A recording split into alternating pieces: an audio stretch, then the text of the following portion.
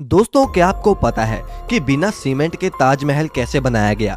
जबकि आज तक तो बड़ी बड़ी बिल्डिंग्स और पुल वगैरह सीमेंट से ही बनते हैं और 100 सालों तक खड़े रहते हैं, लेकिन ताजमहल तो बिना सीमेंट के बनाया गया है। तो फिर कैसे वो करीब 350 सालों से इतनी मजबूती से खड़ा है?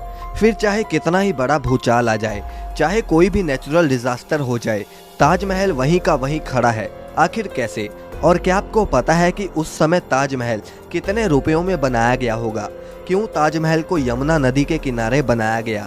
और साथ ही में आप ये भी जानोगे कि क्यों ताजमहल में आज तक लाइट्स नहीं लगाई गई। बस आप वीडियो के लास्ट तक हमारे साथ बने रहिए और नए यूजर इस चैनल को सब्सक्राइब जरूर कर लेना। तो चलिए वीडियो को शुरू करते हैं। दोस्तों, हर साल लाखों की संख्या में लोग इस अजूबे को देखने आते हैं। आपको इसकी हिस्ट्री का तो पता ही होगा कि कैसे शाहजहां ने अपनी बेगम मुमताज के लिए इतना बड़ा मोनूमेंट खड़ा कर डाला।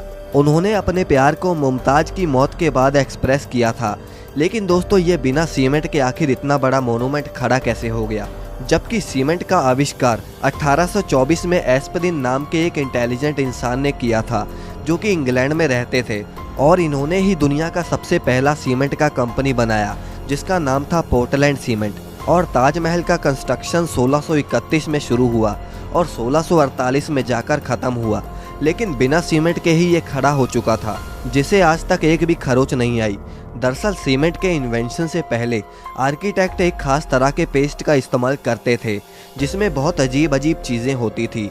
और अगर ताजमहल के कंस्ट्रक्शन की बात करें तो इसमें बहुत सारे सेमी प्रीशियस स्टोन्स जैसे कि अकीक, येमेनाइट, फिरोज़ा, लजवाड, मूंगा, सुलेमानी, लहसानिया, तमरा, ये सब पत्थर यूज़ होते थे, जो कि बहुत ही रेयर स्टोन्स थे। और ये उस समय Russia, Rajasthan, Uzbekistan, Iran, Israel, इन सब तरह के दुनिया भर के अलग अलग देशों से मंगाए गए थे। इसमें कुछ अल्ट्रा रेयर स्टोन्स भी यूज़ हुए थे, जैसे कि तिलाई, पाई-जहार, अजूबा, नखोड़, जो कि इतने रेयर हैं कि पता नहीं शाहजहां ने इन्हें कैसे अरेंज किया होगा। लेकिन जो भी उन्होंने किया वो तो एक काबिलिय तारीफ है। और तो और जो सीक्रेट पेस्ट ताजमहल को बनाने में इस्तेमाल होता था, उसमें गुड़, बतासा, बेलगरी का पानी जैसी और भी बहुत सारी चीज़ों को डालकर पेस्ट बनाया जाता था। और ये पेस्ट सीमेंट जितना ही स्ट्रॉन्ग होता था। दोस्तों, जहां बुर्ज खलीफा की नींव बड़े बड़े स्टील के पाइप से रखी गई, वहीं ताजमहल की नींव लकड़ियों से रखी गई थी। अब आप कहीं ये तो नहीं सोच रहे कि भला लकड़ी की नींव 370 साल से कैसे चल रही है? दरअसल इसमें सबसे बड़ा रोल यमुना नदी का है। यमुना सिर्फ ताजमहल को अच्छा व्यू ही नहीं देती, बल्कि अगर यमुना नदी ना रहे तो ताजमहल गिर भी सकता है। इसमें होता यह है कि पहले के इंटेलिजेंट लोगों ने इसमें ऐसी लकड़ी का इस्तेमाल किया जिसमें चाहे जितना भी पानी लगता रहे, वो लकड़ियां और भी स्ट्रॉन्ग होती चली जाएंगी, वरना बाकी लकड़ियां नमी की वजह से खराब हो जाती हैं। और यही वजह है कि ताजमहल के खड़ा रहने में यमुना नदी का बहुत बड़ा हाथ है। और अगर यमुना नदी सूख गई तो ताजमहल भी उसके बिना खड़ा नहीं रह पाएगा।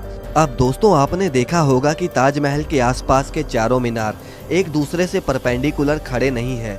मतलब ये कि वो स्ट्रेट नहीं खड़े हैं, और ऐसा भी जानबूझकर किया गया था।